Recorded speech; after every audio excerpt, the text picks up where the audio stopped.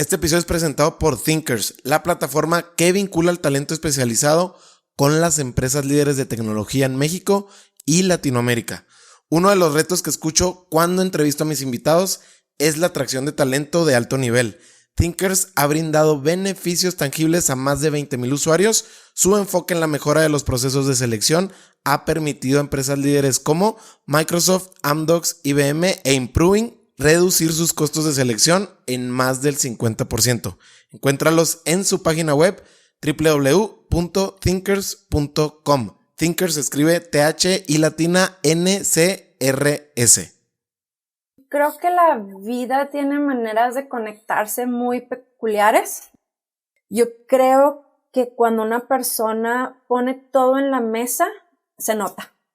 Lo que sucede ahora es que, o mi modus operandi, digamos, es quiero hacer lo mejor que puedo con lo que tengo y yo sé que las demás personas están haciendo lo mismo.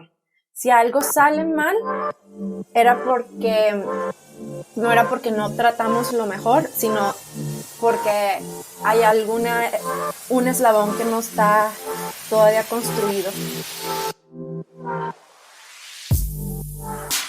Hola, ¿cómo estás? Yo soy Mario Salinas y bienvenidos a otro episodio de Lateral Podcast. Como sabes, este es un espacio donde la alternativa de historias, errores, fracasos y logros, todos ellos son válidos. Aquí sí se comparte algo diferente y lleno de valor.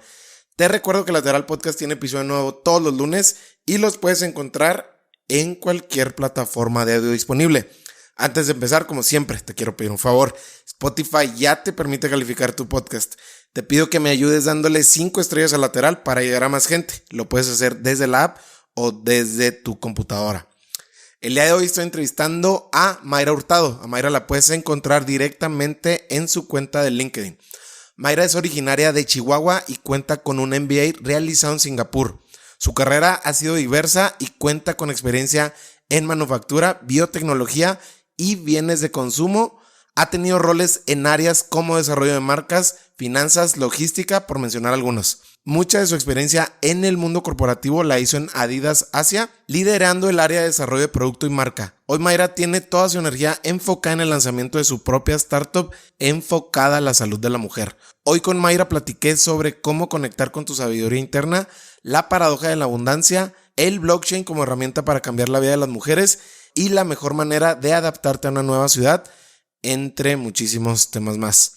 Disfruté muchísimo esta entrevista tan diversa, pero con muchísima sustancia que estoy seguro que vas a conectar. Te dejo con Mayra Hurtado. Mayra, ¿cómo estás? Bienvenida a Lateral. Hola Mario, muchas gracias por la invitación.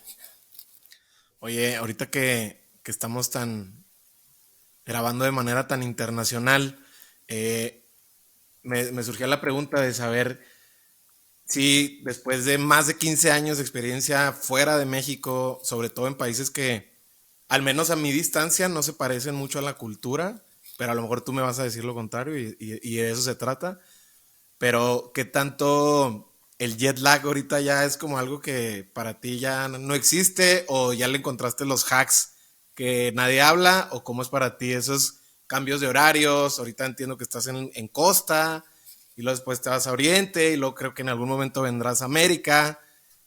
¿Cómo es para ti ese famosísimo jet lag? Ay, no sé si tengo una respuesta buena, pero cada vez es diferente. Hay veces que me pegan que no me puedo levantar en una semana y hay veces que como si nada. Esta vez no me ha pegado tan fuerte, pero otras veces me la he pasado toda la cena de Navidad dormida. Ok, ya. Oye, bueno, ahorita que mencionábamos sobre tu experiencia, has hecho mucho de tu carrera en Singapur. Me gustaría saber cómo piensas sobre algún enfoque que puedas tener a la hora de adaptarte a un nuevo lugar y sentirte parte de él, ¿no? O sea, bien dicen cómo cuando tú vives en una nueva ciudad, tú te tienes que adaptar a la nueva ciudad, no la nueva ciudad a ti. Y eso suena muy obvio. Platicaba con amistades tuyas sobre cuando yo cambié eso, digo, como que me ayudó a tener menos fricción cuando he vivido fuera de Chihuahua, yo que radico acá. No sé tú que si tienes como ya como un set de herramientas de decir, bueno, tengo que ir al café de la ciudad, tengo que hacer el deporte del país, no sé. Qué buena pregunta. No sé si tengo un set así como predefinido. Yo creo lo que me ha servido mucho es que realmente a través de estos años he conocido gente de muchas partes del mundo y como Singapur es un hub, llega gente de muchas partes. Entonces lo que me va pasando es que a la ciudad que voy llegando, si tengo algún conocido, le escribo y entonces trato como de, bueno, ellos me reciben y más o menos me acoplo a su vida. Eso es una. La otra que me encanta hacer es cuando voy a una ciudad, últimamente me ha gustado la fotografía, entonces tomo algún tour de fotografía para que te lleven a conocer los lugares interesantes. La otra, me gusta mucho leer. Cuando llegué a Singapur, pues todavía no había como que tanto internet y todo eso, ¿verdad? Entonces compré libros, no tanto las guías de viajero, pero libros sobre la historia. Eh, ¿Qué más me gusta hacer? Y hablar con la gente en general. Mm, Hacer preguntas a la gente desconocida. ¿Qué clase de preguntas haces a la gente random así en la calle? Mm, pues cosas como tan simples que a lo mejor vas a un restaurante y le preguntas a esa persona cuál es tu bebida favorita o cuál es tu comida favorita al mesero en sí, porque mi percepción del menú a lo mejor es la percepción diferente, ¿no? De ellos, entonces como que ya te da otra, o cosas más, a lo mejor en el hotel es, eh, cómo fue tu día o qué tal es, y ahí de ahí empiezan a salir conversaciones. Por ejemplo, ayer estaba escuchando, atrás de mí estaban hablando el chavo del hotel con otro huésped sobre, el huésped vino a tomar clases de capoeira o algo por el estilo, entonces estaban hablando de las clases locales, o por ejemplo cuando he ido, eso me recuerda a Tailandia, también me metí a clases de Muay Thai, entonces como que busco como clases de algo local, pero local, o sea, no es como que la clase de cocina con todos los turistas, pero así como que local, local. Ya.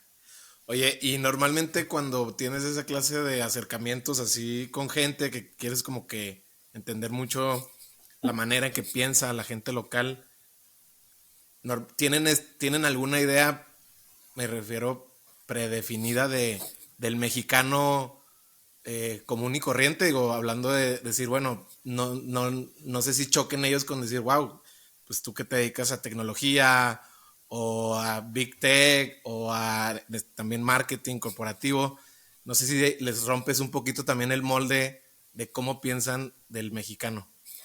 Yo creo que en general hay veces que sí, por ejemplo en Europa y en Estados Unidos hay como que más estereotipos, pero en Asia la ventaja es que igual así como nosotros los vemos lejos, ellos nos ven lejos a nosotros. Entonces todavía como que hay más curiosidad de saber del mexicano. Hay otros lugares donde a lo mejor sí les ha tocado venir a los lugares turísticos como Cancún o así, entonces como que sí se imaginan cosas, pero al mismo tiempo como que les da curiosidad saber más detalles.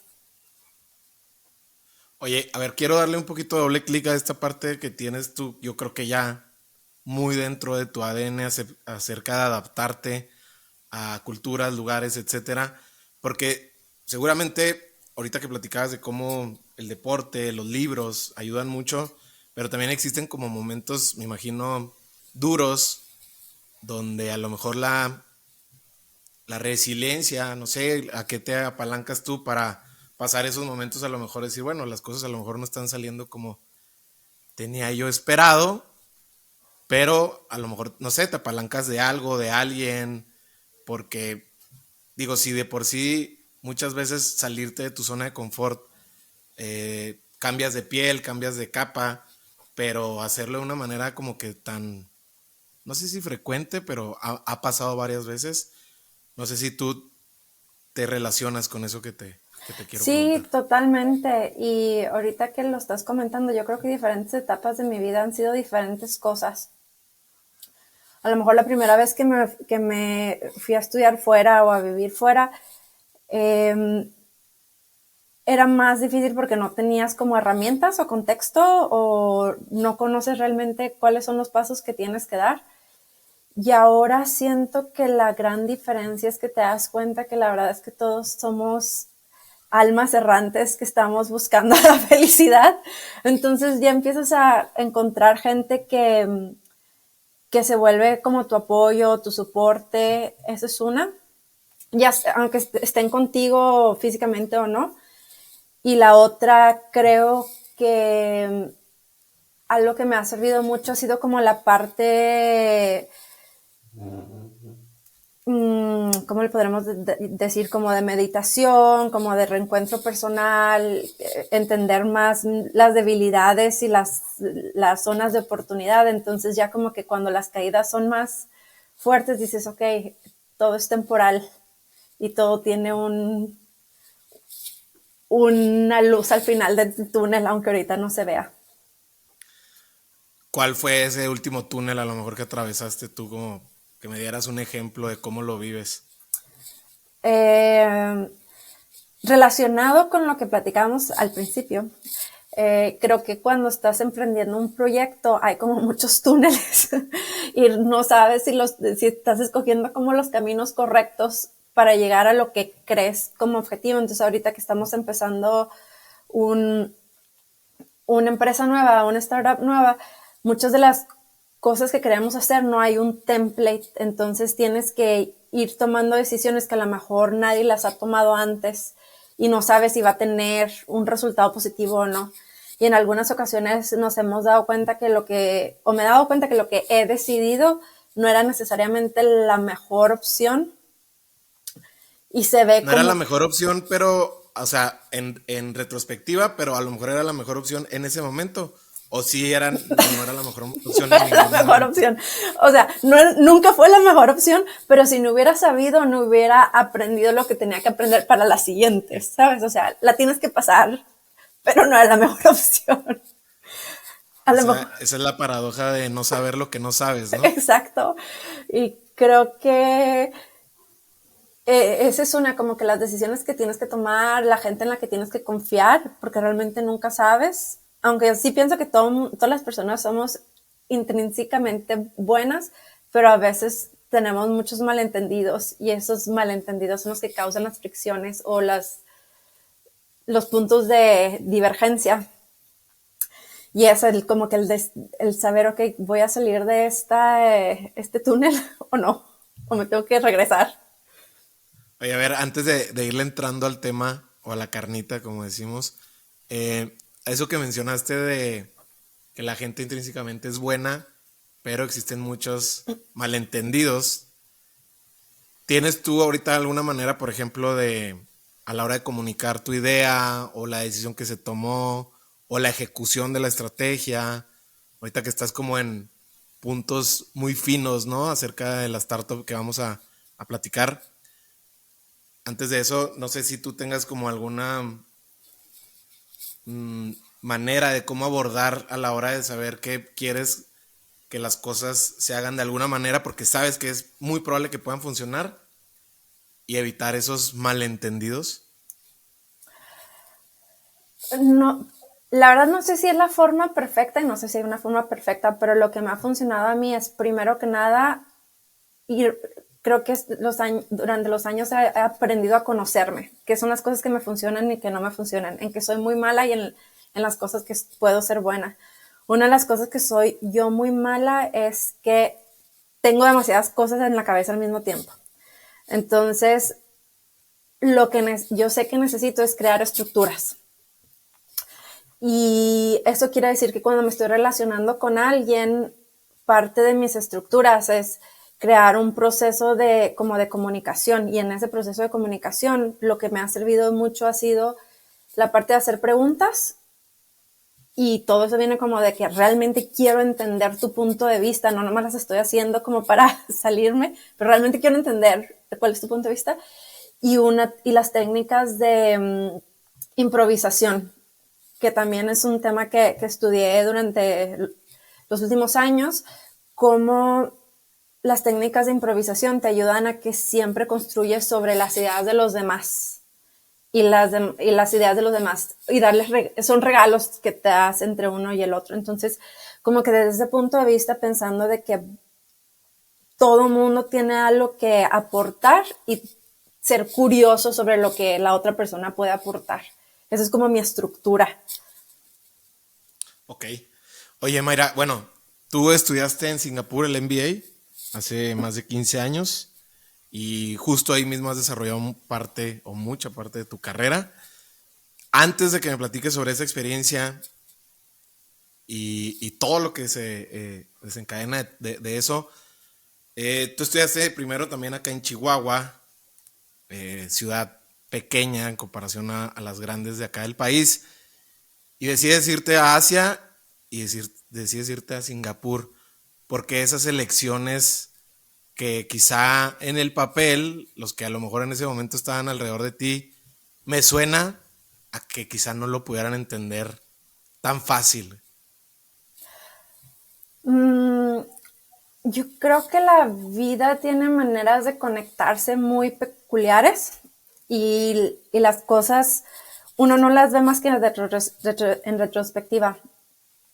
Para empezar, una de las razones por las que me fui a Singapur fue porque yo tenía un mentor en Chihuahua que yo admiraba mucho, y él, su visión era que Asia iba a ser, esto es pues hace 20 años, ¿verdad? Que Asia iba a ser una gran explosión, que había muchas oportunidades para México en Asia, etcétera, etcétera.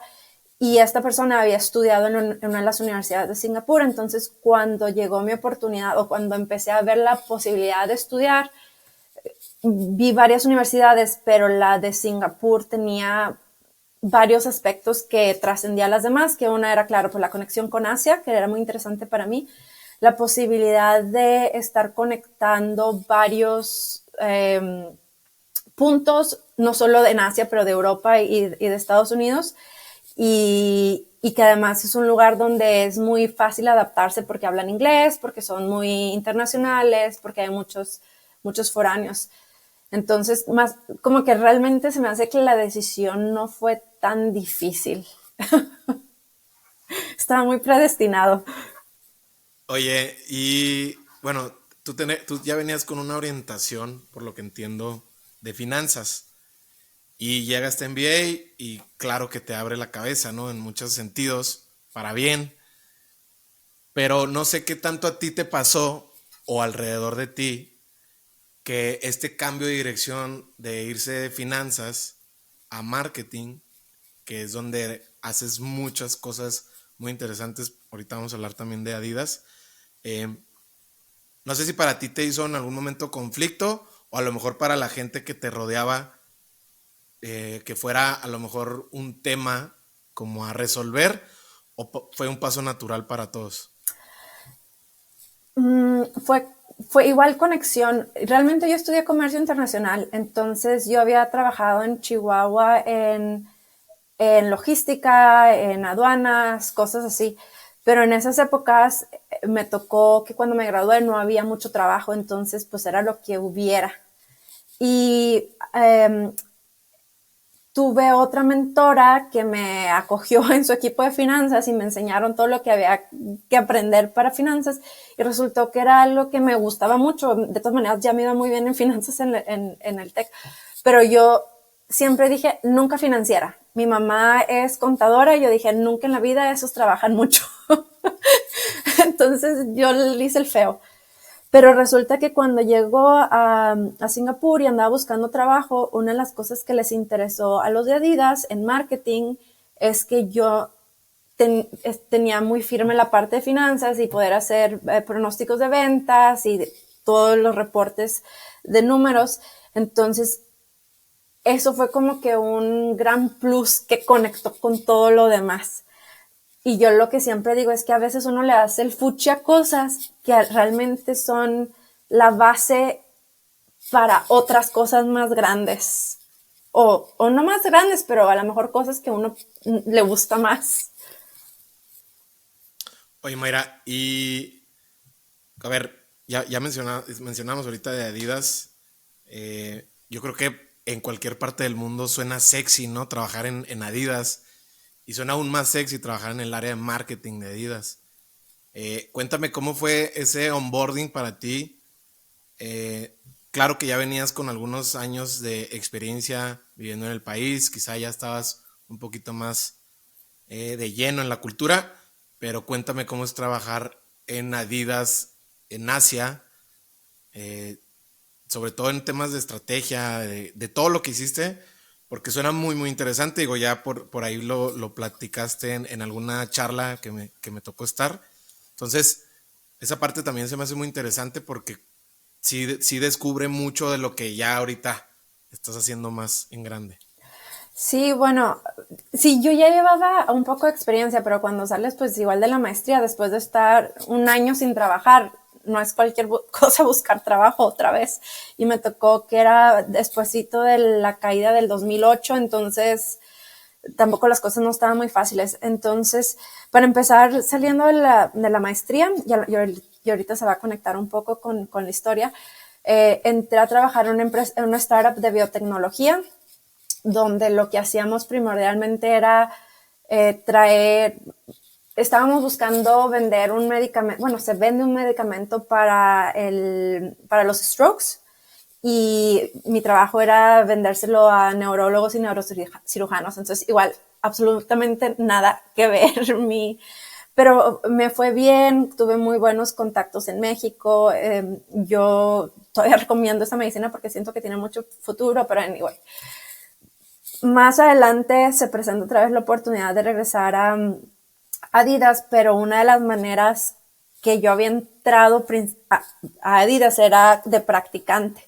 Entonces ahí sí, de practicante, no importa que vengas con tu MBA, haces lo que sea. Y era de que acomodar cajas en la bodega, preparar ventas de bodega, hacer reportes de gastos, lo que sea. Tienes que estar dispuesto a hacer lo que sea. Y eventualmente las cosas se fueron acomodando, pero una de las cosas que yo he platicado en otras ocasiones es que yo me acuerdo haber estado sentada una vez esperando al camión y diciendo, es que si no paso ahorita ya no voy a poder pagar la renta, se me está acabando el dinero. Entonces, y casualmente como a las semanas me avisan que hay una oportunidad, que me la quieren dar a mí, y bueno, ya de ahí se fueron acomodando y se fueron presentando más oportunidades hasta que pasaron 10 años ahí. Oye, ¿cuánto tiempo duraste así como practicante en ese andar de cajas? Y no sé, digo, son cosas muy básicas que cuestan, yo creo que trabajo aún más o el doble si traes un MBA, porque pues vienes de que te repitan en tu escuela de cómo vas a impactar, qué cambio vas a hacer, cómo vas a transformar a una industria, y llegas y pues órale, acomódate estas cajas aquí de tenis, ¿no? Duré más o menos como 6 meses, pero yo creo que lo que sirve es que como es ropa y zapatos, como que dices, bueno, sí está divertido estar viendo ropas y zapatos, pero ahorita si me preguntas ya no me puedo parar en un mall, ya no quiero ver más tiendas. Oye, y esos 6 meses, ¿en algún momento pensaste en tirar la toalla o dijiste, bueno, mi plan es 6 meses, un año en esto que estoy haciendo de ver la ropa y acomodarla, lo que sea, y ya si no funciona, buscaré No, otra sí, sí hubo oportunidad? momentos que pensé que dije, esto no va a funcionar, y me ofrecieron, de hecho, tu trabajo, que me pagaban como 2 veces más lo que me estaban ofreciendo. Y fui y se lo dije a mi jefe, y mi jefe me dijo, pues qué padre, pero la verdad es que aunque quisiéramos que te quedaras, pues no tenemos el presupuesto para ofrecerte ni poquito más de eso, pero espérate, las cosas se van a acomodar. Y entonces ahí fue como que una gran decisión, porque dices, ok, dinero o hacer algo que te gusta con gente que te gusta y jugártela. Y al final pues sí me quedé, y como a los 6 meses, un poquito menos, se presentó un puesto más, un puesto de gerente. Oye, y una vez que pasas como esa aduana, ya ahora sí con más responsabilidad, seguramente ya también la parte económica se sentía mejor y ya te permitía respirar o tener oxígeno. Sí. ¿Cuáles eran los retos así que tenías en los primeros años, a lo mejor más complejos, como por alcanzar metas, objetivos? Por ahí platicabas un poquito a detalle de lo que fue la última parte con Adidas, pero ¿qué era para ti como que lo más complejo de la posición? Yo creo que al final de cuentas, siempre en la vida lo más complejo es el trato con las personas. Y en Adidas me tocaron con 3 o 4 reestructuraciones y de esas 3 o 4 tuve que ser parte de las personas que tenían que escribir los procesos y hablar con las personas para ver dónde iban a quedar acomodadas. Y lo más difícil es tratar de entender, querer entender, yo creo, a las personas, saber por qué las cosas se hacen de esa manera, capturar la información para que realmente sea un proceso que le ayude a la organización y que sea efectivo. Y aunque eso era lo más difícil, yo creo que era lo que más me gustó, porque creo que cuando las personas se sienten valoradas, escuchadas, generalmente tratan de hacer mejor su trabajo, pero además cuando les das más claridad a las personas de en dónde están paradas en la organización y cuál es su rol y responsabilidades, la productividad incrementa y le ayudas a toda la organización. Entonces, yo pienso que la parte de recursos humanos es lo más difícil, el trato de las personas, pero también es lo que es más importante en una organización. Oye, y eso de estas reestructuras, muchas veces pues hay gente que ya se termina quedando fuera, ¿no? De la organización, como es. ¿No te sesgaban a ti como tu drive o tu performance de decir, bueno, sé que en cualquier momento también puedo ser yo la que le toque esta clase de pláticas? No, de alguna manera no te nublaban un poquito el juicio de seguir empujando y con este drive que todo el mundo te ubica, no te lo mermaba de alguna manera. Mm, no, yo siento que todo pasa por alguna razón y sí siento que tenemos una gran responsabilidad de hacer lo mejor para una organización, independientemente. Y si las cosas se presentan porque hiciste bien tu trabajo, se te iban a presentar a ti también. De alguna manera ibas a terminar conectando ahí. O a lo mejor simplemente mi organización o mi equipo valoraba mucho la aportación. No sé si a lo mejor lo estoy haciendo muy complicado, pero yo creo que cuando una persona pone todo en la mesa, se nota. Y a lo mejor no es en ese mismo rol donde ya estás, a lo mejor es otro rol, pero al final de cuentas uno tiene que dar el 100% independientemente de si el resultado puede o no afectarte a ti. Oye, ¿y cuál era como lo que más te daba satisfacción o propósito de esos 10 años que estuviste con la compañía? Porque pues eran, digo, ya lo mencionaste, ¿no? Eran tiempos muy cambiantes, con muchos movimientos, todo a lo mejor nada permanecía quieto y a la vez sí, pero de los que te puedes llevar y a lo mejor todavía sentirte orgullosa. Yo creo que hay un par de cosas. Una más superflua, que yo creo que eran muy de acuerdo también a la edad que yo tenía. O sea, el simple hecho de saber que ver los zapatos que escogiste, verlos puestos en alguien en la calle es muy como interesante decir, ay, yo escogí o yo los diseñé o mi equipo los puso en el mercado. Eso es como que ves el resultado en el mercado o en el consumidor. Es algo superfluo, pero pues la verdad es que sí tiene como un impacto ver tu influencia. Y la otra cosa que se me hace que es lo que más ahorita me da satisfacción es ver a los chavos que estaban en mi equipo, ver cómo han crecido sus carreras hasta después de que yo ya no estoy, o en la organización o fuera de la organización, ver que han podido desarrollarse también profesionalmente, que todavía siguen en contacto, o incluso esta semana voy a ir a visitar a mi ex jefe en Adidas. O sea, el ver las conexiones de todas las personas que pasaron de alguna manera en mi vida, eso es como muy rewarding. Oye, ¿y qué tan, cómo fue para ti dar ese paso de estar en una compañía que tiene una relevancia cultural enorme, ahora sí que en el mundo, a decir, bueno, va, me la voy a jugar esta vez por mi cuenta y sin esta cobija enorme que significa tener Adidas?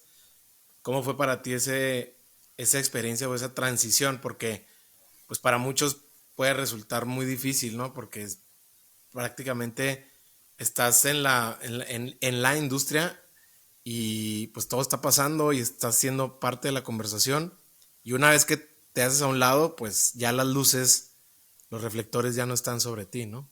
Sí, eso es súper curioso, porque sí pasa. Em,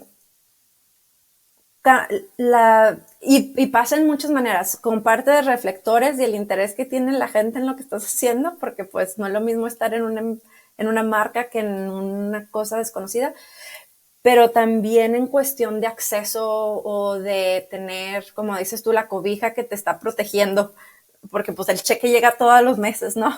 A que no llega si no lo buscas. Entonces, tiene varios aspectos donde las circunstancias ha cambiado. Yo creo que parte viene con la edad también y el hecho de que estoy en una situación donde tengo mucha flexibilidad de decisión. Eh, no te voy a decir que es fácil, pero sí hay cosas que se facilitan por mis circunstancias, eh, pero al mismo tiempo es como un feeling de que es ahora. Tienes que hacer el cambio ahora, y es también como una necesidad de que el impacto sea más grande que ver zapatos que tú escogiste en los pies de la gente, ¿no? El impacto tiene que ser un poco más duradero.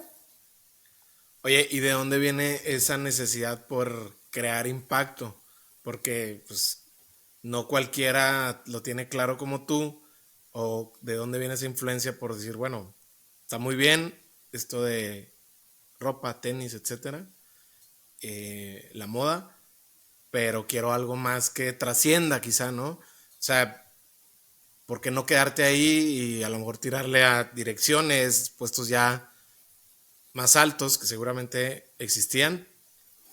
¿Qué era lo que te llamaba más la atención de los términos que mencionas, de buscar un impacto que sea más allá? Y yo creo que al final de cuentas todos tenemos la oportunidad de hacer impacto en las situaciones que estemos. O sea, por ejemplo, tú estás haciendo un impacto con el podcast, con la gente que platicas, a lo mejor el director de diferentes organizaciones hace un impacto ayudándole a sus equipos de que trasciendan. Todos tenemos como una área donde hacer impacto.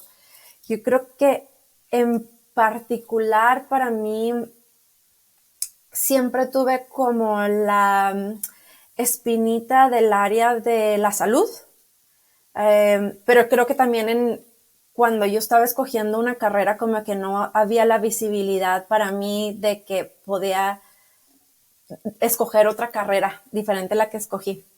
Estoy muy contenta con la que escogí, pero yo no sabía que había más posibilidades, digamos. Y ahora creo que el mundo nos ha puesto en una situación donde las posibilidades son muchísimo más grandes para adultos y estudiantes y niños, y el acceso es más grande, todo depende de lo que tú quieras escoger. Y creo que de ahí vino la oportunidad de regresar a eso que me llamaba desde antes, que es tanto la salud de física, la salud mental, de cómo vivir una vida más completa, más holística, pero no solamente de que me voy a hacer yoga, sino como realmente vivir una vida más saludable en el trabajo, fuera del trabajo, con tu familia, con tus amigos, y cómo podemos ver un mundo más completo como personas. Oye, y así, bueno, haciendo el ejercicio, no sé si te ha tocado, pero de irnos como al core o al núcleo de dónde viene esa voluntad o esa disposición por meterte de lleno a la salud, ¿de dónde crees que viene? O sea, si tuviéramos que preguntar por qué, como es este ejercicio que lo hacen mucho los mentores, ¿por qué salud en tu caso? Ah, no, sí, a mí me queda súper claro, ¿eh? Porque sí me he hecho estas preguntas mucho. Eh, yo, para darte un poco de mi historia, mi papá se enfermó cuando yo era muy, muy chica. Yo creo unos 3, 4 años. Entonces no tengo mucho como recuerdos así precisos, pero tengo recuerdos emocionales de querer ayudar a mi mamá y a mi papá que estuvieran más saludables. Entonces siempre tuve la noción y el entendimiento de lo que era la falta de salud para a una persona. Entonces, dentro de todas las cosas que tú me dices, ¿qué es lo que más tienes miedo? La muerte no me da miedo en sí, pero el no tener salud sí me preocupa, porque el no tener salud hace que te pone muchas barreras. Entonces de ahí viene como la búsqueda de cómo mantener la salud de las personas. Y luego te empiezas a dar cuenta que me empecé a dar cuenta durante todos estos años y estudios que muchas de las cuestiones de salud que sufrimos las personas tienen que ver con cuestiones emocionales o mentales, que al final es lo mismo. Entonces de ahí empieza como que la búsqueda, que ya entiendo de dónde vienen, qué es las diferentes herramientas funcionan para diferentes personas, y bueno, ya es otro, es como otra historia. Oye, pero a ver, platícame entonces esa historia, porque esa historia se conecta perfectamente con lo que estás haciendo ahorita y ahorita la gente se va a dar cuenta. Hablando de temas emocionales, salud emocional, que tiene como muchas vertientes, o sea, el tema holístico siempre va apalancado de ahí. Y entiendo que tú te metiste muy de lleno ahí hasta la fecha, como ahora sí que como buena, como esa inquietud que siempre has tenido, porque es lo que veo, que siempre te vas deep y bien profundo. ¿Cómo ha sido tu camino en con esas herramientas, a lo mejor de sanar tu cuerpo, sanar tu mente? ¿Cómo ha sido para ti eso, dado que lo combinas con todo lo demás que lo estás haciendo? ¿Cómo ha sido para ti? Ha sido yo creo que es un proceso de toda la vida, un lifelong process, yo diría. Eh, Tuve suerte porque la vida me fue conectando con las situaciones adecuadas para que fuera la vida difícil, y encontrar a las personas adecuadas para que me ayudaran a gestionarlo, digamos. Eh, Creo que cuando uno se topa con momentos como parteaguas en la vida, a lo mejor un trabajo donde las cosas no funcionan muy bien con tu jefe, o a lo mejor las cosas no están muy bien con alguien en tu familia, son como banderitas de aquí está una oportunidad de aprender algo. Entonces así fue como la vida me fue poniendo en situaciones donde necesitaba buscar para encontrar las soluciones. En mi caso, encontré a una mentora en Singapur. Ella resultó que era chilena, que residió en Singapur por mucho tiempo.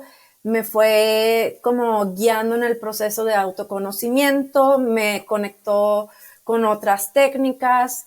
Al mismo tiempo tuve una maestra con la que estudié yoga, y ella me enseñó a entender partes de mi personalidad que yo no sabía que me detenían para conectar con las personas.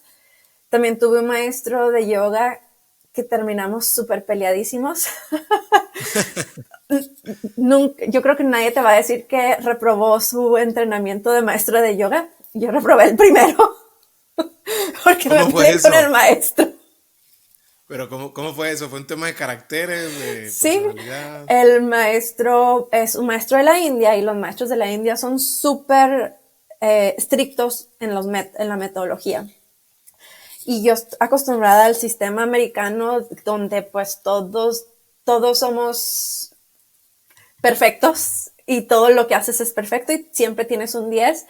Entonces el recibir como el feedback de ese maestro era como que, oye, espérame, nomás se me fue un minuto, o sea, tampoco, no es para tanto. Y entonces me reprobó porque no hice la clase de 60 minutos y lo hice de 59 minutos. Obvio, eso no me gustó. Y así, bueno, varias cositas, pero de ese estilo. Y terminé súper frustrada. Y después de eso terminé encontrándome a otra maestra con otra metodología que me ayudó como a reconectar con el aprendizaje, no solamente el aprendizaje de lo que quería yo aprender sobre dar clases de yoga y todo eso, pero también el entender esa parte de mi personalidad que me hizo chocar con la personalidad de él. ¿Qué El fue eso? que es el querer todo hacerlo perfecto o el cómo recibes la crítica o el cuando alguien no está de acuerdo con lo que hiciste, no tiene por qué, no está obligado a estar de acuerdo contigo y no estás obligado a sentirte ni mal ni bien, ¿sabes? Cada quien tiene su opinión y su opinión es tan perfecta como la tuya, pero no tenemos que estar siempre de acuerdo. Entonces es como también entender que cuando algo nos está molestando de otra persona es que hay algo que tenemos que ver en uno mismo o analizar qué no, por qué me está molestando, qué es lo que tengo que aprender, paciencia, a lo mejor mirar el perfeccionismo, a lo mejor ver simplemente el aceptar áreas de mí que a lo mejor no había mirado. Entonces, de ahí fue como también de las experiencias malas hay un aprendizaje. Oye, Mayra, a ver, poniendo en la ecuación de lo que te quiero preguntar, el tema holístico, de yoga, meditación, y ahora que estás en esta parte ya de emprender, ¿cómo piensas sobre tu parte de ser perfeccionista? ¿Qué tanto lo logras apagar o en dónde sí lo puedes poner en práctica que funcione para todos? ¿O hoy en día totalmente ya lo separaste a lo mejor de la manera en cómo te desenvuelves? Um, yo creo que ahorita ya está más que nada identificado. Yo creo que el querer ser aceptado por todo el mundo siempre es algo que a todos nos gusta tener, ¿no? O sea, queremos que todo el mundo, caerle bien a todo el mundo. Lo que sucede ahora es que, o mi modus operandi, digamos, es quiero hacer lo mejor que puedo con lo que tengo y yo sé que las demás personas están haciendo lo mismo. Si algo sale mal, era porque no era porque no tratamos lo mejor, sino porque hay un eslabón que no está todavía construido. Entonces es como, digamos, por ejemplo, hicimos un pitch. Yo sé que le metí todas las ganas a ese pitch, pero pues no, la verdad no conectó. Y regresamos con un montón de preguntas, cosas incómodas, y 6 o 4 meses después, todas esas cosas que fueron problema en el momento, se volvieron a lo mejor en un deck de 50 páginas que nos hicieron ganar otro pitch. Entonces creo que es como el aceptar que no siempre las cosas van a ser 100%, pero hay un timing y un aprendizaje de eso. Entonces no es dejar de ser perfeccionista, sino aceptar cuando las cosas no salen. Oye, y también, digo, ahorita que mencionas sobre el pitch y estas áreas de oportunidad que se detectaron gracias a, no sé, inversionistas, no sé, donde se hayan parado, eh, también no sé qué tanto te des cuenta con la experiencia que muchas veces, pues a lo mejor no está alineado el, la idea o la startup con lo que el Sí, inversionista puede entender sí, del pitch, porque también, digo, yo lo he platicado con inversionistas, con emprendedores, y es una línea delgada, casi invisible, ¿no? De muchas veces también aceptar cuando el inversionista pues no entiende o no le interesa y no lo abre como debería de ser, simplemente se queda como con un sesgo y ese sesgo a lo mejor al mismo emprendedor no le ayuda como a seguir avanzando, sino te quedas en el momento. No sé si a ti te llegó a pasar de identificar, decir, bueno, quizá este no es el perfil de inversionistas que necesitamos hoy en día. sí. Y sí, lo que dices me resuena un montón. Lo más difícil es cuando piensas que sí le deben de entender porque están en el mismo, como industria o en el mismo sector.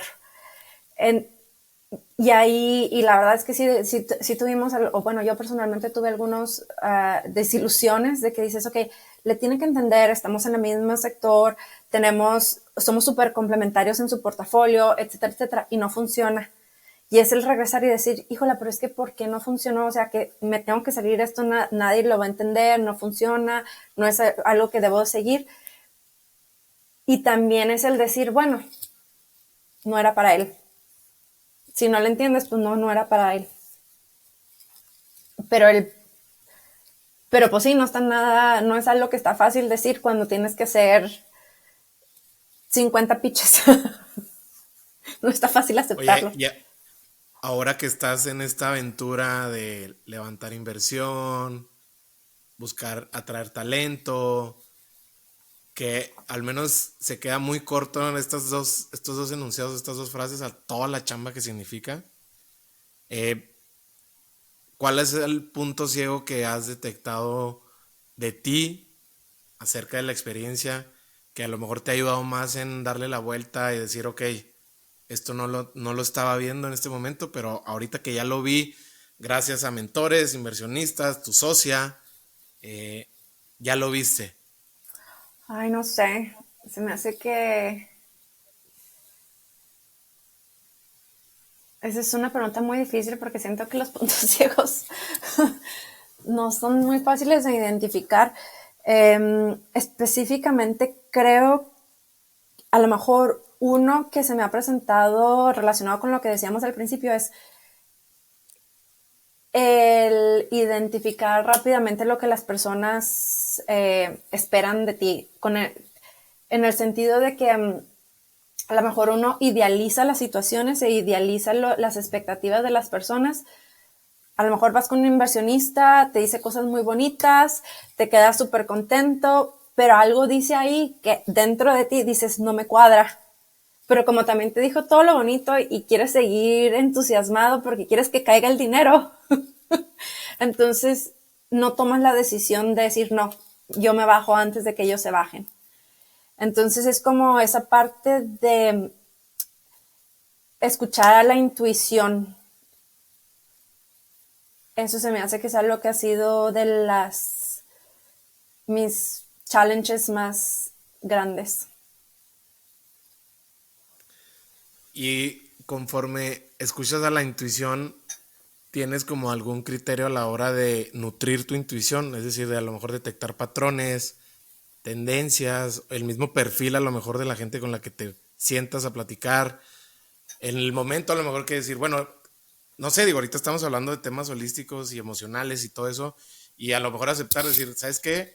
Este no es mi día, sé que yo soy la que no estoy aportando más en la mesa. ¿Qué te parece si me dan chance de tomar un descanso o lo que sea? Y el día de mañana, lo que eso signifique, nos podemos volver a sentar y una reunión y un Zoom, una junta, porque hoy en día no estoy en mi 100, por ejemplo. Yo creo en las cuestiones de negocio es más fácil, se me hace decir, ok, I'll get back to you. porque pues todo es más profesional y yo creo que hasta más aceptado, sobre todo en la cultura asiática, las decisiones no son muy, muy rápidas. Pero yo creo que es más cuando es una relación personal, el desengancharte y decir, oye, a ver, espérame, necesito tiempo para pensarlo, ahí sí está más difícil, porque pues vas más con las emociones y va más abierta la situación. No sé si eso responde a la pregunta. Sí, sí, sí, sí. Oye, ahorita que hablabas del momento, el momento de emprender, ese momento debe de tener para mí señales. Y esas señales muchas veces, en tu caso, ya lo dijiste, les hiciste caso, muchas veces no les hacemos caso. ¿Cuáles eran las señales que tú tenías de decir, es que ya es momento de, hablabas de propósito, pero qué estaba pasando a lo mejor en tu vida como para decir, este es el momento, no es el próximo año, no fue el año pasado, este es el momento?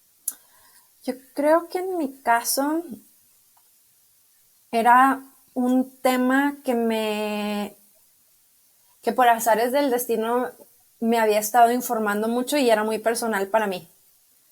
La parte de la salud, específicamente de la mujer, era un tema por el que yo estaba pasando y que yo sentía que tenía las herramientas o las posibilidades de hacer que otras personas pudieran tener una mejor experiencia que la mía. Y creo que uno siempre dice, bueno, uno siempre dice, alguien lo puede hacer mejor, sí, siempre alguien lo va a poder hacer mejor, pero ¿por qué y tú no? O sea, si tienes las posibilidades, ¿qué es lo que tienes que dejar ir? Y muchas veces lo que tienes que dejar ir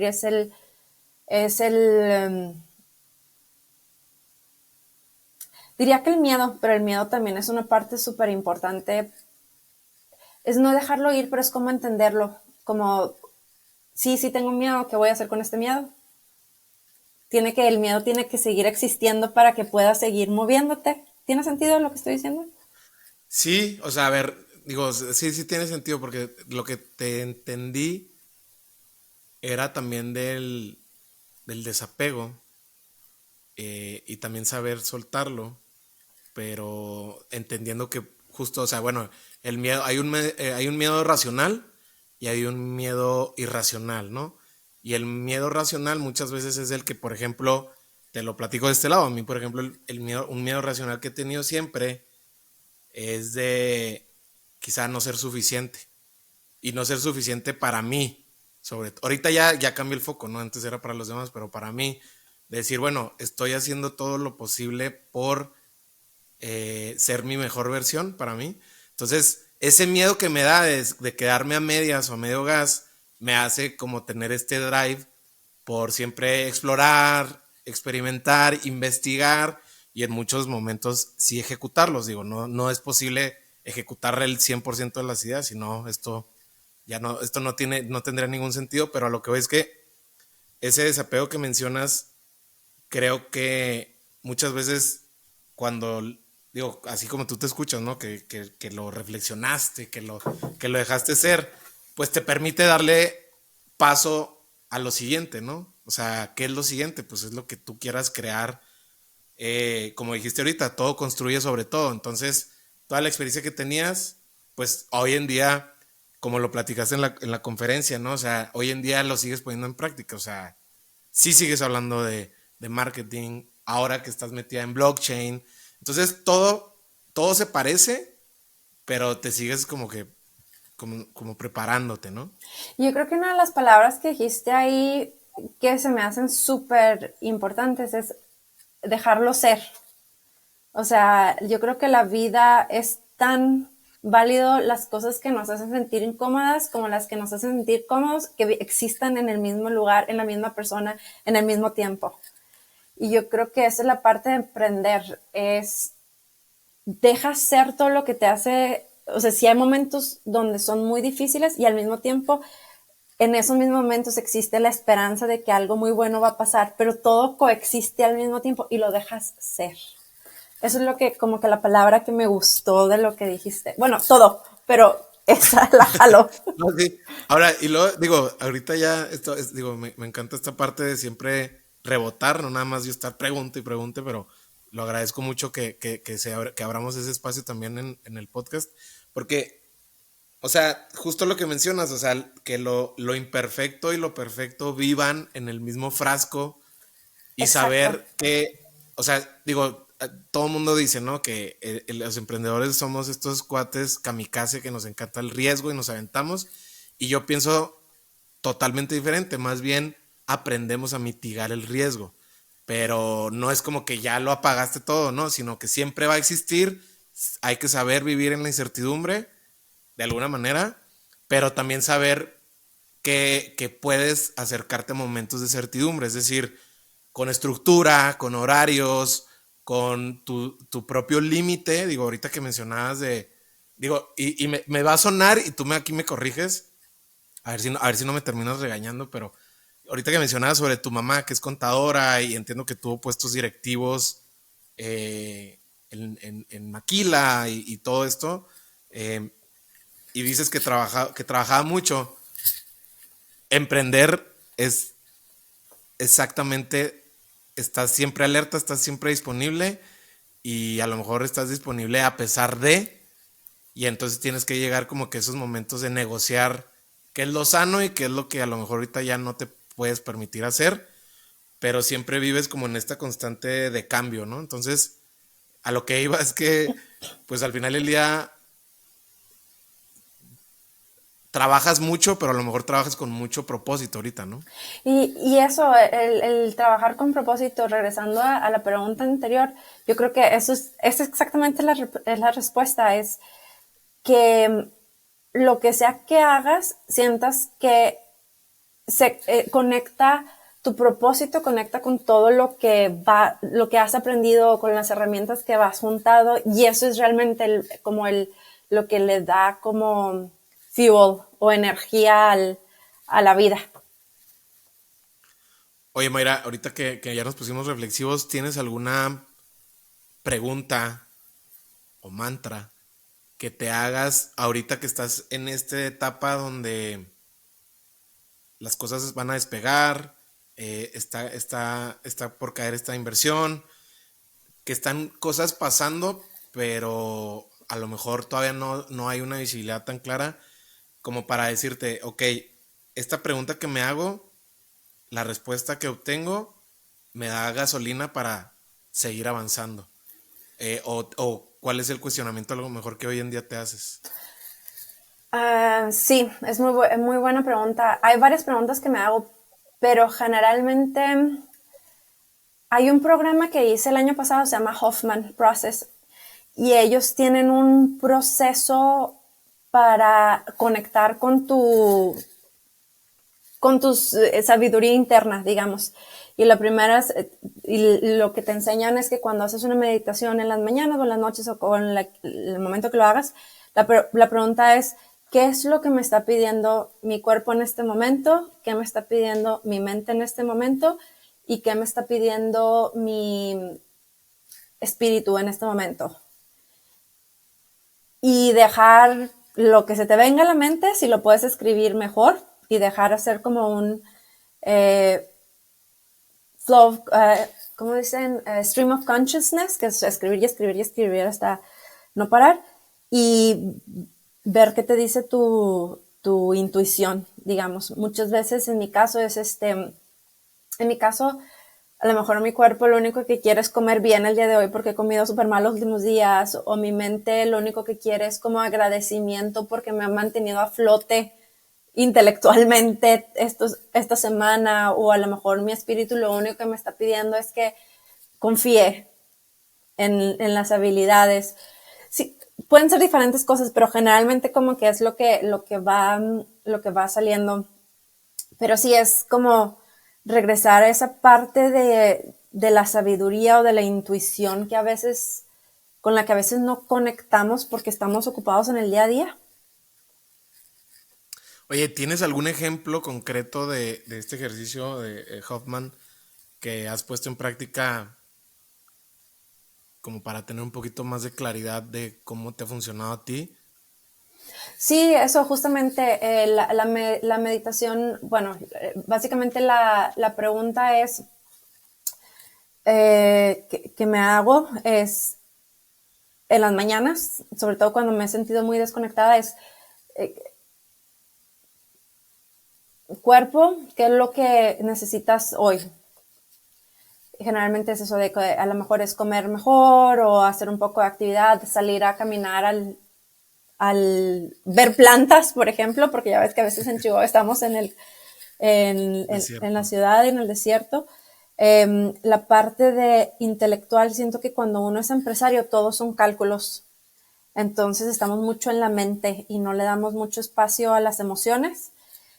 Y es también agradecer que tenemos la capacidad. Muchas veces lo que me dice mi intelecto es agradece que tienes la capacidad de hacer los cálculos.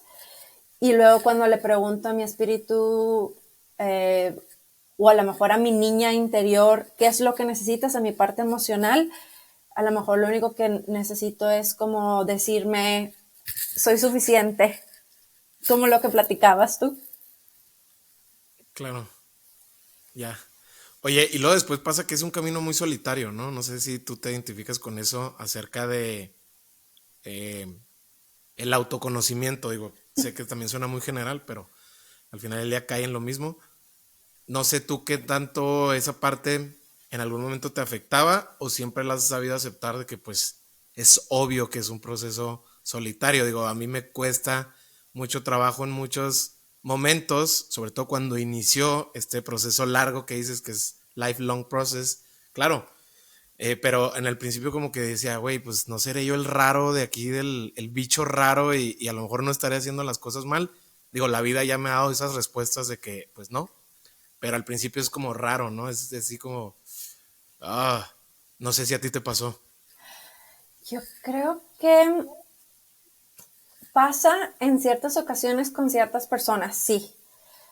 Y también creo que la vida te va conectando con las personas que están como en el mismo camino que tú, en el mismo path, y empiezas a encontrar gente que, de todo, ¿eh? O sea, encuentras gente que a lo mejor lo sientes que están mucho más allá que tú, otros que sientes que no están ni muy cercano a donde estás tú, y de repente empiezas a encontrar una tribu de gente con la que puedes tener estas pláticas, por ejemplo. Oye, Mayra, aquí nada más un paréntesis. ¿Podemos hablar de Prelude Health o Sí, sí, todavía sí, no? sí, sí, sí. Ah, bueno, ¿por qué? Ok, perfecto. Mayra, hoy en día mucho de tu tiempo, mucho de tu energía se la dedicas al mundo de la tecnología. Antes de hablar de Prelude Health, me gustaría saber, porque eso es algo que me lo platicaba tu círculo cercano, de cómo siempre fuiste esta, pues digo, justo en marketing le llaman early adopter, ¿no? De siempre, desde muchos antes ya tenías teléfono, ya hablas de tecnología, de estos descubrimientos, y todo el mundo así como que te voltea a ver como que no sé de qué hablas, pero qué chido.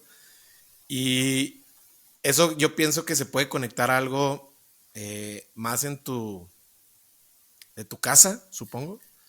¿De dónde viene ese apasionamiento por el mundo de la tecnología? De mi papá y de mi mamá también, pero sobre todo de mi papá. Mi papá era ingeniero minero y cuando él se enferma y se retira, porque se retiró muy joven porque él, le dio una enfermedad autoinmune, él se dedica a armar computadoras en la casa. Entonces mi hermanito crece picándole a la computadora, nace literalmente picándole a la computadora. A mí me gustan mucho las computadoras y lo que sucede es que pues para mi generación tener clase de computación era literalmente ir a sentarte a jugar Wolf en esas épocas, porque pues los maestros no podían con 50 alumnos sin 50 computadoras. En mi caso, en lugar de sentarme a jugar Wolf, me senté a escribir un programa de QBasic, donde programé un diccionario. Yo creo que estaba como en primero o segundo de secundaria. Y cuando lo entregué a la maestra como mi proyecto final, porque todos teníamos que hacer algo por el estilo, la maestra no cree que yo lo hice y manda a hablar a mi papá para decir que había plagiado mi trabajo final. Y no quiero entrar a detalles, pero a mí se me hace que eso era algo súper sexista, pero bueno. Entonces, gracias a Dios, para empezar, mi papá me vio que me regresaba y me ponía en la computadora a programarlo, entonces él me vio que realmente lo hice con mis manitas, pero también la chava que se sentaba enseguida de mí en la escuela me vio haciéndolo, entonces por eso me salvaron. Pero bueno, toda esta historia para decirte que yo creo que una de las grandes desventajas que tienen ahorita las generaciones es que tienen todo esto disponible y era lo que nosotros no teníamos tanto acceso en esas épocas y se categorizaba mucho en computadoras es de hombres o electrónica es de hombres. Pero bueno, Ya. sí, ya me desvió un poco. Oye, y no, digo, va todo relacionado, porque ahorita que me vas a contar de qué se trata Prelude Health, qué es lo que están haciendo, dónde están atacando, ¿no? ¿Cuál es la ofensiva de esta startup? Pues todo tiene que ver con todo, porque es tecnología, mujeres, entonces todo tiene que ver con todo. Si quieres, para abrir un poquito el abanico y que la gente sepa de qué se trata esta startup, que cuando tú me lo platicaste, me volaba la cabeza y decía, no manches, está súper científico, database, o sea, todo. Y yo te escuchaba cómo lo mm, simplificabas, conceptos tan, pueden volverse complejos. Y dije, justo, pues es que por eso, yo creo que por eso Mayra le hace tanto sentido, ¿no? Porque lo puede simplificar de una manera que se lo puede comunicar a un estudiante, a un inversionista, a un tech guy. Entonces, platícame un poquito de qué se trata. Bueno, nosotros voy a empezar con el problema. Hace un par de años, cuando estaba yo viendo ya sabes, después de la pandemia todos tuvimos algún tipo de problemas de salud. Eh, para mí eran cosas muy sencillas y muy tontas que realmente, bueno, las vemos como muy tontas, que era, empecé a subir muchísimo de peso y a pesar de que comía bien, hacía mucho ejercicio, pero dices, bueno, vanidad, el peso es vanidad. O cosas así como que no podía dormir bien, no me podía quedar dormida o no me podía, siempre tenía sueño, tenía como que cosas así que generalmente no le damos importancia. Entonces, después de ver a muchos doctores, después de hacerme muchos estudios médicos, gastar mucho dinero, me topé con una especialista en medicina funcional que me empezó a explicar todo este tema de las hormonas y me empezó a decir que cómo era la relación de la parte emocional, de la parte, pues sí, cómo el cerebro crea por, por los procesos químicos las hormonas y las hormonas afectan varias componentes de tu cuerpo. Entonces, sí, las hormonas son como bailarinas que van orquestando funciones desde los huesos, la piel, el cabello, los órganos, la salud de los órganos, el corazón, etcétera. Pero todas estas están impactadas por tu día a día. Lo que comes, lo que piensas, lo que haces, el medio ambiente, si fumas, etcétera.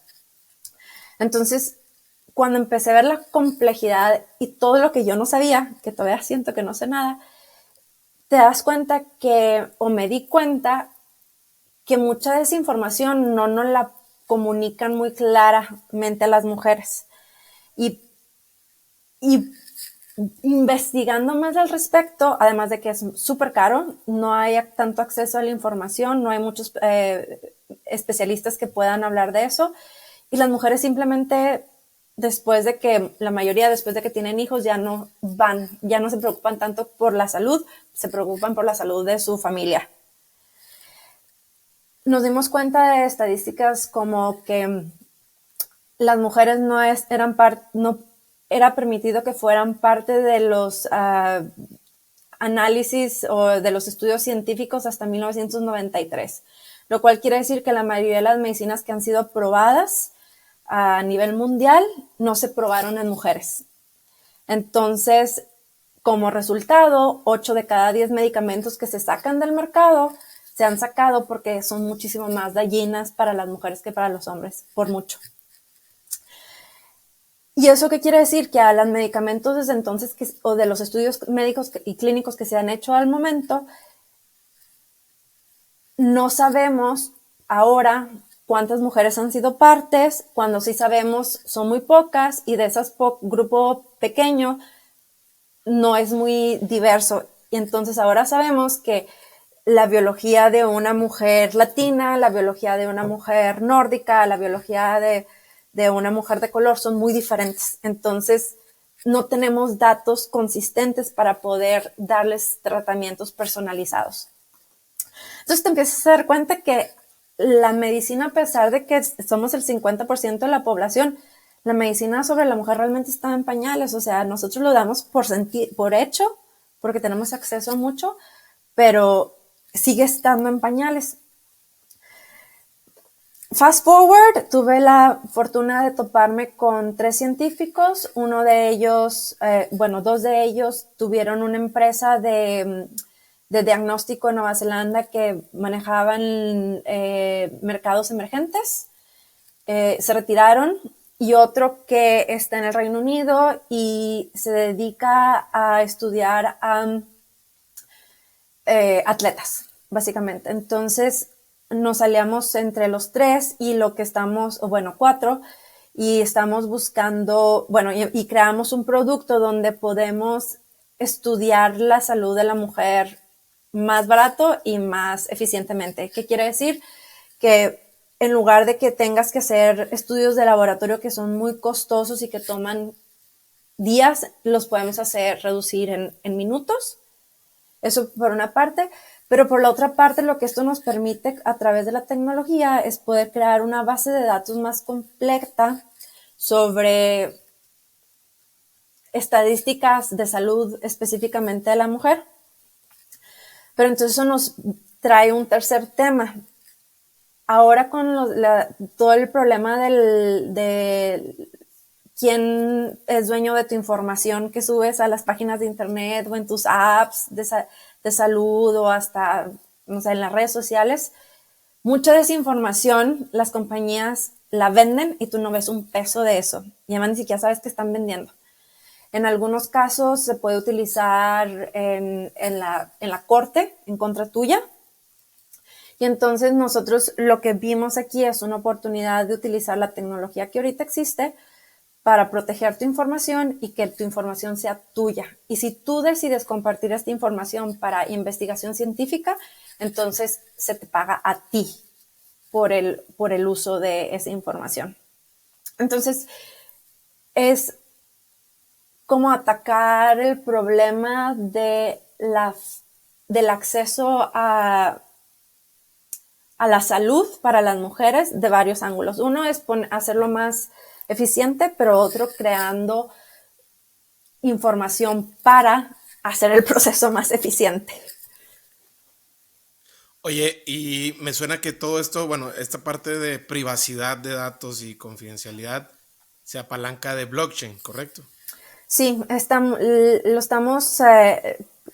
trabajando con un blockchain donde toda la información se sube, se crean contratos inteligentes para hacer los pagos, pero también se notariza que la información sea verídica. ¿Y eso cómo se hace aquí? O sea, ¿a quién se le relaciona esta notificación para decir que es verídico? O sea, ¿a las autoridades del país?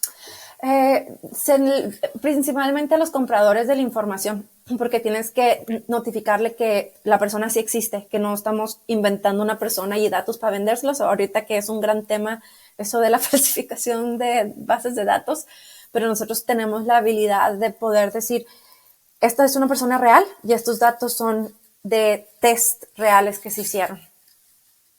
Ya. Oye, Mayra, te quería preguntar algo.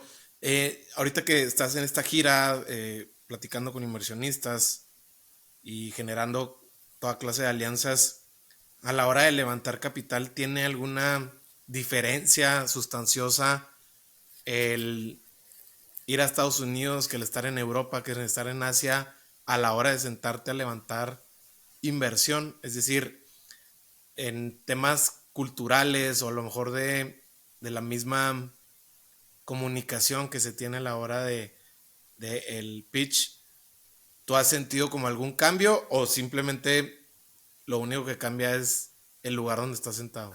No, sí es diferente. Para empezar, las leyes son diferentes. El proceso y los documentos son diferentes.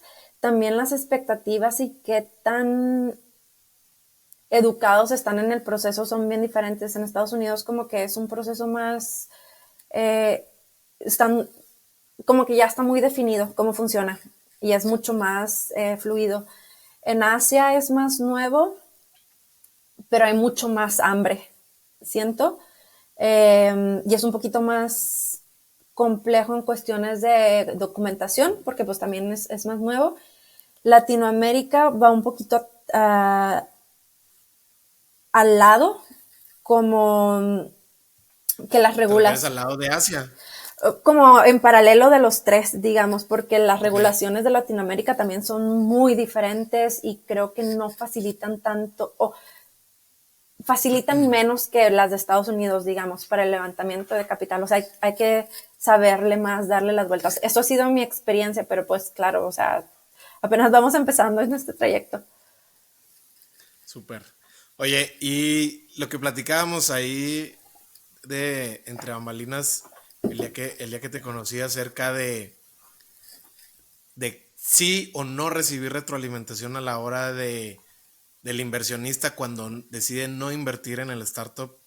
Y tú me decías de vamos a cortar por lo sano rápido y lo que le sigue. Y hoy en día que estoy sentado aquí contigo platicando, entiendo muy bien, porque sabes que me lo decía, pero ¿cómo? O sea, no serviría más que sí tener esa retroalimentación, pero también entiendo los puntos del inversionista, decir, bueno, quizá ahorita no, pero no quiere decir que más adelante no pueda volver a invertir o que me van a cerrar la puerta también el mismo emprendedor para no poder invertir. Entonces como que hay muchos puntos finos. Ahorita tú cómo piensas de eso. Ay, yo creo que yo entiendo el punto de vista de ellos donde te dejan no te avisa nada porque te lo dejan abierto, ¿sabes? Y reciben tantos pitches que probablemente no tienen ni tiempo de responderle a todo el mundo. Lo entiendo. Pero sí creo que si quieres, sí creo que tener la retroalimentación sirve, aunque no la tomes al 100%, pero siempre sirve. De perdida entender si no me quieres ahora, pero me quieres después, pero sé en dónde estoy parada, ¿sabes? Sé si puedo perder mi tiempo o no. Entonces, igual volvemos a lo que decíamos al principio, no es que uno esté mal o uno esté bien, o sea, los dos son puntos de vista y necesidades muy diferentes, nomás que convergen o chocan. Ya. Oye, y sí, y luego después, bueno, yo lo escuchaba porque también es difícil, ¿no? El escuchar un no como respuesta, porque era lo que platicaba con un inversionista Ángel, invitado aquí en su Cavalier, peruano que está en San Francisco, en Silicon, y él mencionaba que también muchas veces, si bien él se sentía, o sea, él decía, yo la verdad es que hoy en día sí cuido mucho mi tacto y de cómo llega ese no, pero también pasa que el mismo emprendedor se toma tan mal el no que lo vuelve algo un poquito, o sea, lo lleva a otro sitio, ¿no? Hablando de que pues, se puede volver personal, ¿no? Pero, por ejemplo, yo sé que tú también eres emprendedor, entonces, si te pones a pensar en todas las experiencias que has tenido, ¿cuál ha sido un no que te sales y hasta te sientes bien del no? Bueno, cuando sales así al corte del momento, ahora sí que al calor de las copas, como se dice, no, ninguno. Pero ahorita que tú lo mencionabas de en retrospectiva, hay muchos nos que dices tú, qué bueno que me dijeron que no. Qué bueno, o sea, qué bueno. Digo, y no nada más de inversión, sino de En la vida. propuestas de atracción de talento y Sí. de partnerships, de sociedades. Que dices tú, qué bueno, o sea, no estaba listo, no era el momento. No, o sea, simplemente qué bueno que llegó ese no. Y yo creo que si hay nos que dices, híjola, de lo que me salvé, pero hay nos que se pueden dar de una manera útil también. No más que pues sí requiere tiempo, o sea, al final de cuentas, esta parte del tacto es algo que requiere tiempo, porque tienes que pensarlo, tienes que planearlo. Sí, y bueno, y también acá digo, quiero saber también tu punto de vista que has pasado tanto tiempo fuera de México. y sigues teniendo mucha relación con tu gente, con el país. eh, También es algo medio cultural, ¿no? De no saber decir que no en Latinoamérica. O sea, tiene que ver mucho con cómo hemos estado cableados desde nuestros ancestros. Porque sí yo veo que acá, es más, tan fácil. O sea, cuando y hago las invitaciones para estar en el programa, veo que mucha gente le cuesta mucho trabajo que decir que no.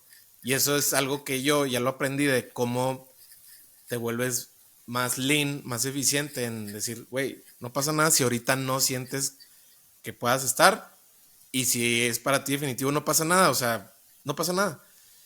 Y veo que mucha gente le batalla bastante. O sea, creo que también es un tema cultural de la región.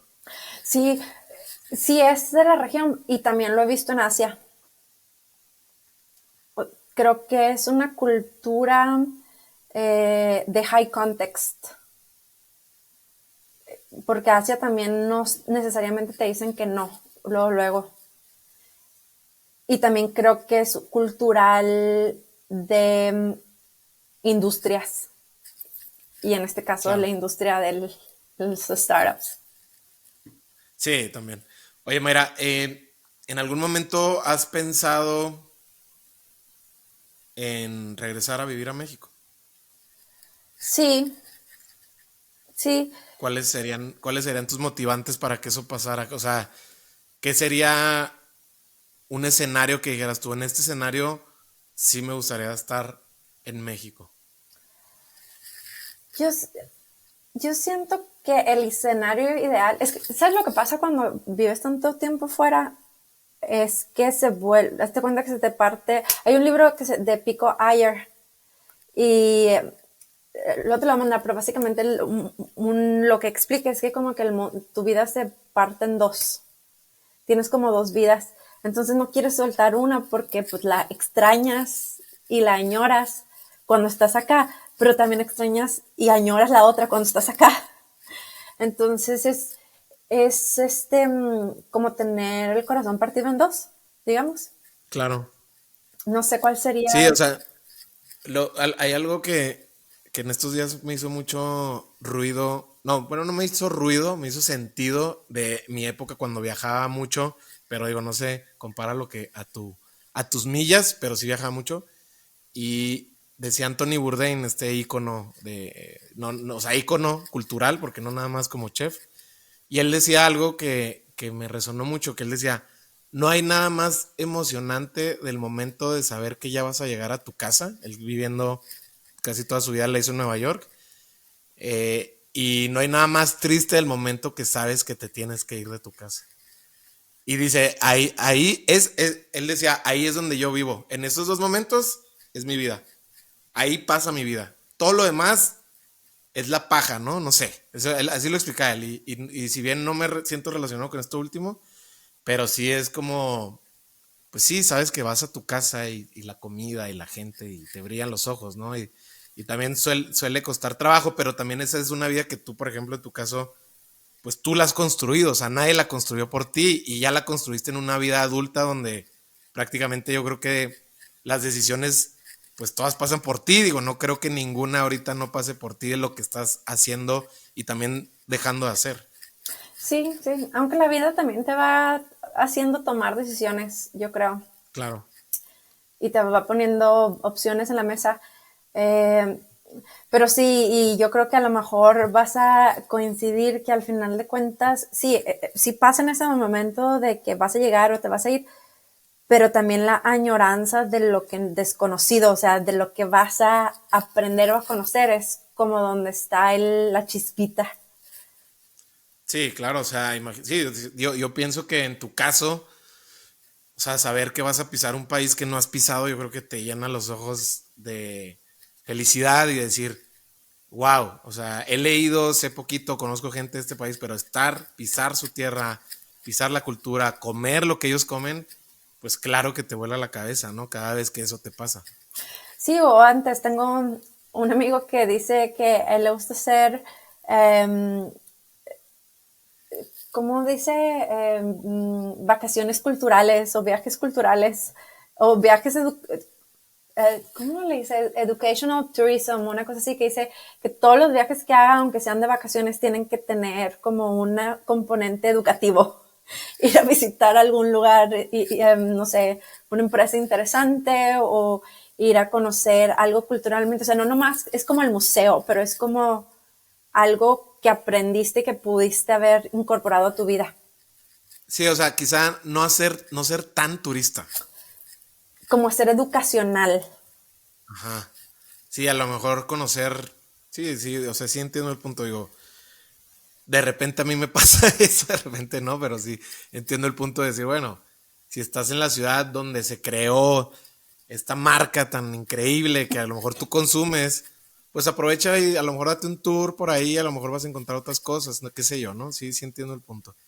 Oye, Mayra, ahorita que hablamos poquito sobre la muerte y cómo la entiendes tú. Esta pregunta obviamente es meramente hipotética, pero si tuvieras la decisión que pasara por ti 100% y que el día que te fueras a morir, primero lo supieras y segundo, ¿cómo te gustaría pasar el último día de tu vida? Es decir, ¿qué te gustaría estar haciendo? ¿De quién te gustaría estar rodeada? Descríbeme un momento ideal para ti que fuera ese último momento en esta vida. Yo creo que lo pasaría escribiendo. Sería muy difícil escoger personas porque hay muchas personas que son importantes y no me gustaría que tuvieran esa como pensamiento de que Carga. sí, de que el día siguiente ya no voy a estar, entonces mejor me la pasaría escribiendo para dejarles una nota de lo importante que fueron para mí. Ya, súper. Mayra, yo creo que pudiéramos seguir platicando mucho. Se nota que te gusta la reflexión y yo creo que te hace el tiempo de pensar mucho. Eh, Muchas gracias por el tiempo. Digo, sé que estuvimos ahí en el toma y daca de tiempos y todo esto, pero mira, ya se dio. Yo la pasé muy bien, espero tú también. No sé si quieras agregar algo más. Pues nomás, muchas gracias. Para mí esta hora y media ha sido muy interesante platicarla y compartirla contigo. Tus preguntas, mucho que aprender para mí de ellas. Y quién sabe, a lo mejor, ojalá y me das la oportunidad de que se repita. Claro, y me encantaría que se repitiera, pero ya en vivo y a todo color. Si no, le damos acá por distancia, pero nada como presencial. Yo creo que eso la pandemia también nos lo retó de qué tanto disfrutamos el convivir como antes, ¿no? Mayra, ¿dónde te puede encontrar la gente? Digo, no sé si LinkedIn sea tu red nativa donde te mueves más. Sí, LinkedIn. Sí, súper, perfecto. Entonces LinkedIn, ahí ponemos, M. Hurtado, creo es. súper. Igual lo voy a poner el link de acceso de tu cuenta para la gente que te quiera contactar, escribir, invitar, decir qué les pareció el episodio.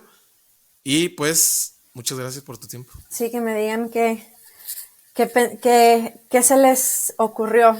Se me haría súper interesante. Oye, pues muchas gracias por tu tiempo. ¿Qué horas son allá en Portugal? Las 7:30 de la tarde. Ok. Bueno, no es nada tarde. Todavía hay tiempo para una buena película Todavía es de día. o algo que hacer. Va. Buen Gracias, Mayra. día. Un abrazo. Hasta luego. Y eso fue todo por hoy. Bueno, me encanta la filosofía de Mayra sobre su propio emprendimiento y cómo quiere impactar la salud de las mujeres. Sin duda son la clase de startups que van a cambiar la vida de muchas personas. Y si tú quieres seguir apoyando a Lateral Podcast, lo que más nos sirve de verdad, pero de verdad, es que compartas esta charla vía WhatsApp con alguien que pueda conectar con este episodio. También nos puedes seguir en Spotify para que no te pierdas ningún episodio. Por último, me encuentras en Instagram como Mario Salinas. Escríbele a Mayra y dile qué te pareció el episodio y no olvides etiquetarme en tus historias con la frase, lección o aprendizaje que más te gustó.